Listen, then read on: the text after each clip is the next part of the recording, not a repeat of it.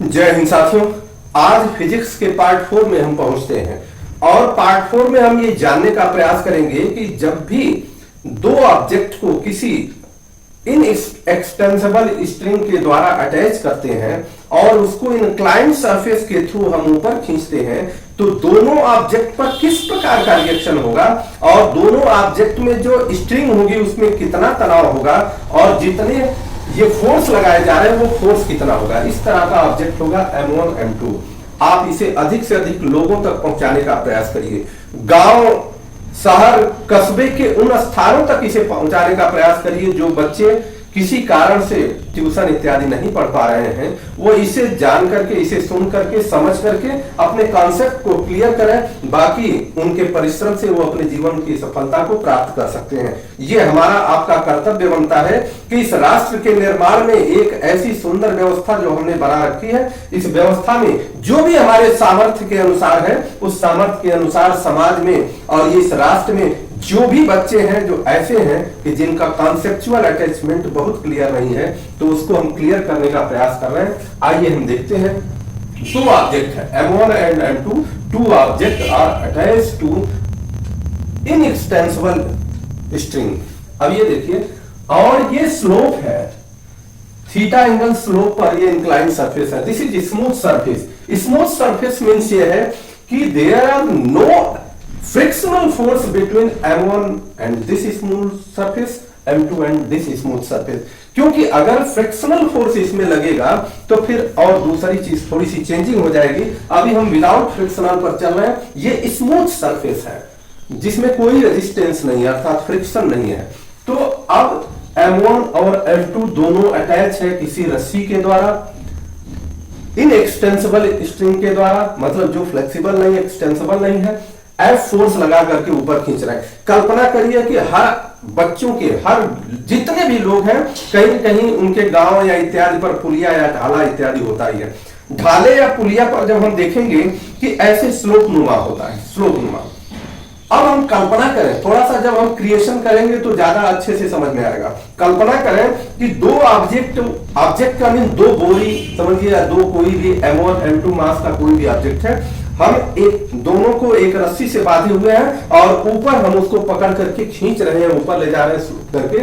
तो हमें कितना फोर्स लगाना पड़ेगा और कैसे वो आसानी से ऊपर जा सकता है, ये सारी चीज निकालेंगे। इसके लिए हमें M1 M2 दोनों के फ्री बॉडी डायग्राम बनाने आना चाहिए।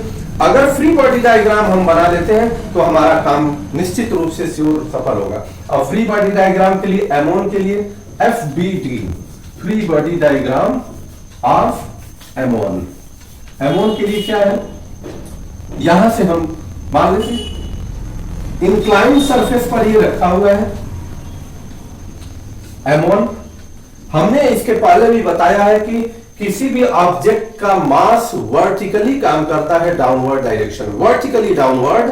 और कहां, किधर की तरफ, centralize to the centre of the earth, earth के, पृथ्वी के सेंटर की तरफ वो सेंट्रलाइज होता है। इसीलिए इसका जो मास का M1 का जो वेट वर्क करेगा M1G डाउनवर्ड। ऐसा नहीं होगा कि आप कल्पना कर रहे हैं कि हम ढाले पर हैं तो उसका ये सरफेस है और सरफेस के वर्टिकल ये हो गया, नहीं, सेंटर टू अर्थ, अर्थ की तरफ ये जाएगा। और अर्थ वो नहीं होता, ये तो एक आर्टिफिशियली ये इंक्लाइंड सरफेस बना हुआ है और ये थीटा डिग्री पर है। तो अगर कोई भी फोर्स या कोई भी ऑब्जेक्ट, कोई वेलोसिटी, कुछ भी है, आप जो समझ रहे हैं, जो भी आप वेक्टर क्वांटिटीज होते हैं, उनके अगर अपने सरफेस से थीटा एंगल पर या किसी एंगल पर काम करते हैं तो जहां से उसका ओरिजिनेशन पॉइंट होता है वहीं से टू पार्ट में डिवाइड हो जाते हैं। कौन से पार्ट में, एक हॉरिजॉन्टल पार्ट में और एक वर्टिकल पार्ट में। हॉरिजॉन्टल पार्ट की पहले कॉन्सेप्ट समझना होगा। हॉरिजॉन्टल का अर्थ यह होता है कि जिस सरफेस पर है उसके पैरेलल हो जाए। वर्टिकल का अर्थ होता है जिस सरफेस पर है उसके 90 डिग्री पर हो जाए। यहां पर जब हम हॉरिजॉन्टल की बात करेंगे तो इस डायरेक्शन में करेंगे और वर्टिकल की बात करेंगे तो इस डायरेक्शन में। लेकिन हमने जो पढ़ा है, जो रटा होगा, वो रटने का एक चीज है कि हॉरिजॉन्टल में रटा है कि अगर V के लिए हॉरिजॉन्टल बात करें तो V cos थीटा या वर्टिकल बात करें तो V sin थीटा। ऐसा नहीं है, ये कॉन्सेप्ट बहुत क्लियर होना चाहिए। इसका अर्थ बस यही है कि हॉरिजॉन्टल मींस जो सरफेस है उस सरफेस के पैरेलल जो फोर्स काम करेगा उसी को हॉरिजॉन्टल करेंगे। कंसेप्ट एक ही है।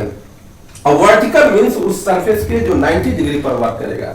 अब यहां पर देखेंगे, यहां m1 मास नीचे की तरफ वर्क कर रहा है, अर्थात m1 g के रूप में, वेट के रूप में फोर्स लग रहा है। इसके दो पार्ट हो जाएंगे, एक ये थीटा है तो ये वर्टिकल, ये देखिए ये एंगल भी थीटा हो जाएगा, इसके थ्रू ये एंगल थीटा होगा, और ये m1g cos थीटा होगा, और this is m1g sin theta.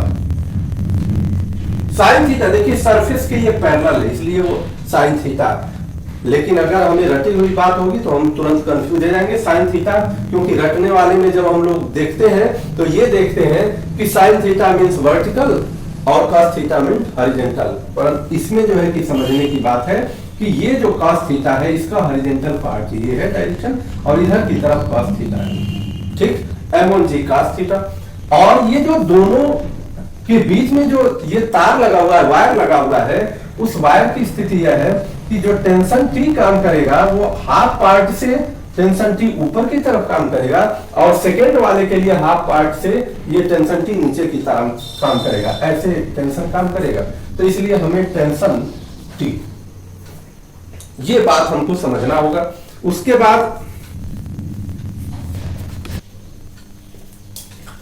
बाद हम ये चीज देखेंगे कि किस प्रकार से रिएक्शन, और ये जो ऑब्जेक्ट है इस ऑब्जेक्ट पर जो ये सरफेस है इसके अपोजिट डायरेक्शन में एक रिएक्शन R जिसको फोर्स के रूप में, ये एक दूसरे को मेंटेन करेंगे, और इसको मतलब T m1g sin थीटा को जब एक दूसरे से हम कैलकुलेट करेंगे तो जिस फोर्स से ये आगे बढ़ेगा वो फोर्स होगा m1a। कोई भी ऑब्जेक्ट जब मूव करती है तो उसमें एक्सेलरेशन के थ्रू मूव करती है, तो उस एक्सेलरेशन को a कहते हैं, और ये m1 के कारण इसका जो फोर्स रहेगा m1a। अब इसका अगर हम रिएक्शन लिखना चाहें या इसका इक्वेशन लिखना चाहें तो इक्वेशन ये है कि ये T ऊपर की तरफ माइनस इसके अपोजिट डायरेक्शन में m1g sin थीटा,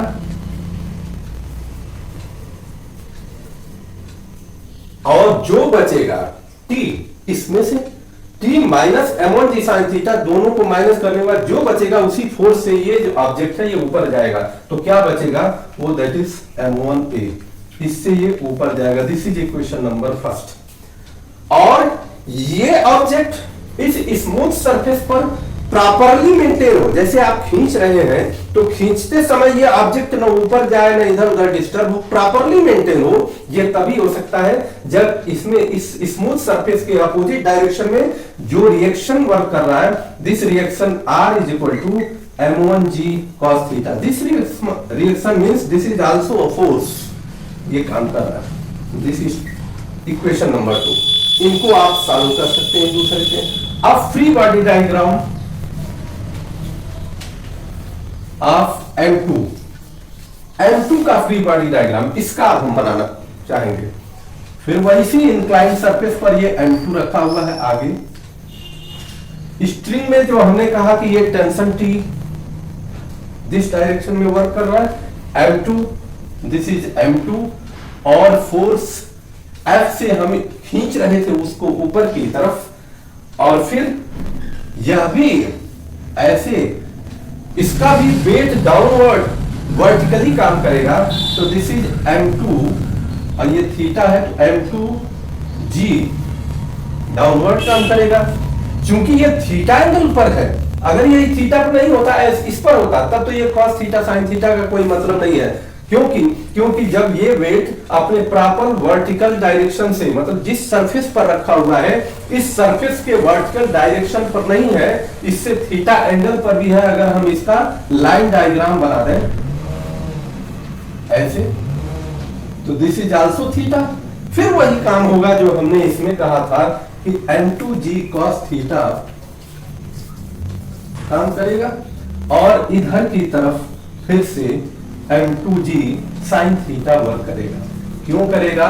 क्योंकि m2 मास का जो वेट है, m2g वेट डाउनवर्ड वर्टिकली काम कर रहा है, जो इसके सरफेस से थीटा एंगल पर है और थीटा एंगल के नाते इसके दो पार्ट में डिवाइड हो जाएंगे, एक वर्टिकल पार्ट और दूसरा हॉरिजॉन्टल पार्ट, इसलिए ये हो जाएगा m2g cos थीटा, ये m2g sin थीटा।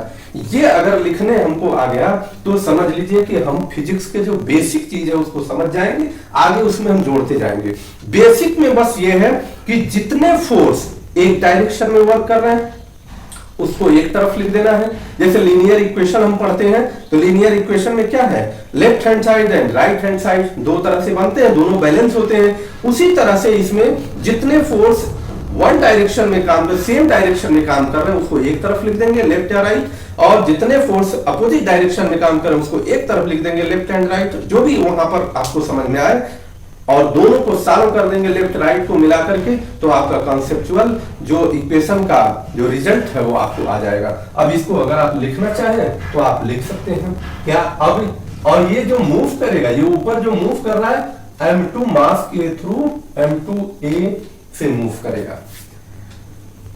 इसका भी रिएक्शन r डैश कुछ भी मान लीजिए, आप रिएक्शन मान सकते हैं जो भी है। अब उसके बाद देखेंगे कि F, दिस इज F